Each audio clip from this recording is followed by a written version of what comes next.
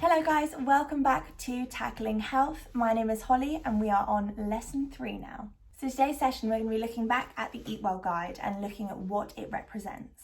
We're going to look a little bit deeper into those 5 food groups, the types of food that's in the food groups, and also what the portions represent. So essentially we're going to be looking at the importance of the Eat Well guide and the importance of a balanced diet. So we know that we need food for activity and growth, and we know that we can only do this if we have the right amount of each food group. So we'll look a little bit more into why the different food groups are needed and what it is that they do for your health. We know that having an adequate and varied diet is so important for health. So have a little think. We'll run through these things and let me know whether or not you actually have an adequate and varied diet. So we're going to start with a little game. Grab a piece of paper and a pen and we'll start writing down. So question number 1, I want you to write down what food you are going to be today. Number 2, I want you to write what food group you belong to. Number 3, I now want you to write down what other food groups you would need to join in order to create a balanced diet. So, for example, I am a carbohydrate. I am a piece of bread, and I, in order to create a healthy balanced diet, would need to join up with a protein, a dairy, a fat, and a fruit and veg. So we're going to have a quick recap, thinking back all the way to the first session that we had together. So thinking of the importance of carbohydrates. So on your piece of paper, I'd like you to write carbohydrates, and then underneath we want to think why we need those carbohydrates. Amazing. So we have carbohydrates as a good source of energy. They are so important to help keep us going. So we know that we need carbohydrates to help us sustain that energy throughout the day. Now I'd like you to write down protein. Underneath protein, we're going to have a little think about why it is we need protein. Can you remember? Amazing. So we need protein for our muscle growth and repair. It is so important, especially if we're active. For example, if we are a rugby player, we need to get enough protein to help those muscles grow and stay strong. Next title is fruit and vegetables. Underneath there, have a think. Why do we need fruit and vegetables? And can you remember how many portions we should have a day? Well done. So we need 5 fruit and veg a day. That is obviously a guide. If you have more than that, that is fantastic. Fruit and vegetables are so important because they contain vitamins and minerals and also fibre. So remember, fibre helps with our digestion, so it's very, very important that we get enough of that. Okay, next section is dairy. So underneath dairy, I'd like you to write why we need it. Well done. So we need dairy for calcium. Calcium helps our bones and teeth grow strong. So if we don't get enough dairy, we're not going to have strong bones and teeth, which is obviously not going to look good for us if we have no teeth. Okay, and lastly, our fats section. So on your piece of paper, write fats. Now have a think, why do we need fats? And then if you can't think of anything, think about why we need to limit our intake of fats.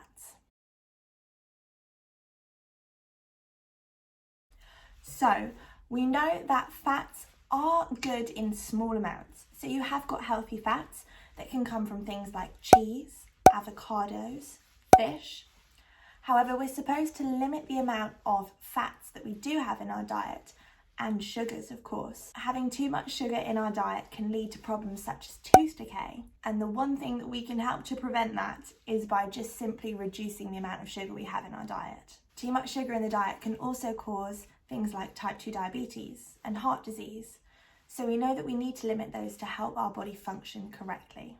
So we know that fats can be good for us, but we need to have a limited amount of them. They do also make our food taste nice, and they are a little treat. So remember, it's okay to have them every once in a while. So as long as we limit our intake, it's still okay to have them. Okay, so our next exercise that we're going to do, I want you to design a healthy eating menu. So having a think about all of those things we've just spoken about that we should include in our diet, try writing down a menu for the day. So we'll start with a breakfast, a lunch and a dinner. Have a think about what you could include to make that a healthy, balanced diet. So now that you have your healthy eating menu, I want you to think about the different food groups that a professional rugby player might have to eat more of. So for example, we know that carbohydrates give energy, so we definitely want to include more carbohydrates. And we also know that protein is good for growth and repair of muscles. So being a strong rugby player will require a bit more protein. So write down some items that a rugby player would have to eat more of. For example, potatoes or chicken. Try coming up with 2 of each category and have a think about what else you could include. Well done. I now want you to think about things that need to be limited. So if you were a professional rugby player, what should you be limiting your intake of? So write down 2 things that you can think of that rugby players should be eating less of.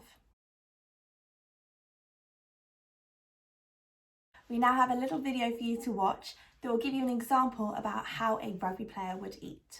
Hi, I'm Bethy and this is my nutrition plan for a day in the life of a professional sports person. The human body needs a balanced diet to work properly. Good health involves drinking enough water and eating the right amount of food from the different food groups. My plan ensures I will take in the right amounts of carbohydrates, proteins, fats and fibres. My breakfast will consist of a morning smoothie, which contains fresh fruit and yoghurt. A smoothie can deliver an extra boost of vitamins and minerals. By adding in the yoghurt or milk, you also get calcium. I will also eat a small bowl of porridge and a portion of egg on toast. Porridge is made from oats, which are high in nutrients and are known to boost energy levels. Eggs contain protein, which will help the body repair, and bread is a carbohydrate that provides you with the energy that you need as a professional sports person. Nuts are really great for a mid-morning snack as they are high in fibre, protein, vitamins and minerals. Fibre provides many health benefits and is important for helping us digest our foods. For lunch, I plan to have chicken breast, rice and steamed vegetables. Protein plays an important part in the muscle preservation needs of athletes. Protein is primarily used to repair and rebuild muscle that is broken down during exercise. Rice is a carbohydrate and has a low amount of fats, which makes it a healthy food and really good for the heart. Carbohydrates will give the energy release required for an athlete. For my afternoon snack, I'll eat fresh fruit, which will be part of my 5 a day. A great benefit of eating fruits is the high water content, which helps with hydration. After a long day of training, dinner is a really important meal. I've chosen to have grilled salmon with roasted vegetables and spinach. Fish is really good for the body as it has omega-3 fatty acids, which will help reduce inflammation all over the body, including muscles. Not eating enough vegetables with important nutrients can lead to fatigue and muscle damage. Overnight recovery is also really important for professional sports people. For this, I will eat peanut butter on oatcakes and 2 squares of dark chocolate. There is slow-release protein in peanut butter, which will help muscle repair and growth. Okay guys, I hope you enjoyed that video. Thank you so much for joining me again. I hope you have enjoyed the session. So just a quick recap of what we have learnt today. We know that we all need a balanced and varied diet to help us grow, be active and maintain our health, and that we need to eat more of some foods than others. For example, we know we need at least 5 portions of fruit and vegetables every day. Hopefully now you will also be able to make some healthy food choices based on the information that we've learned, because we know that a healthy varied diet is made up of 5 different food groups and ensuring that we get some of more than others. And we can always use that Eat Well guide to help us when we're a little bit unsure. We also know that being active is so important for health, and things like looking after yourself, for example, brushing your teeth twice a day. So hopefully now you can take what you have learnt and implement it in your lifestyle. You can even tell your parents about this and maybe help them come up with some healthy food ideas that you can have throughout the day. Thank you for joining me, and I'll see you in the next video.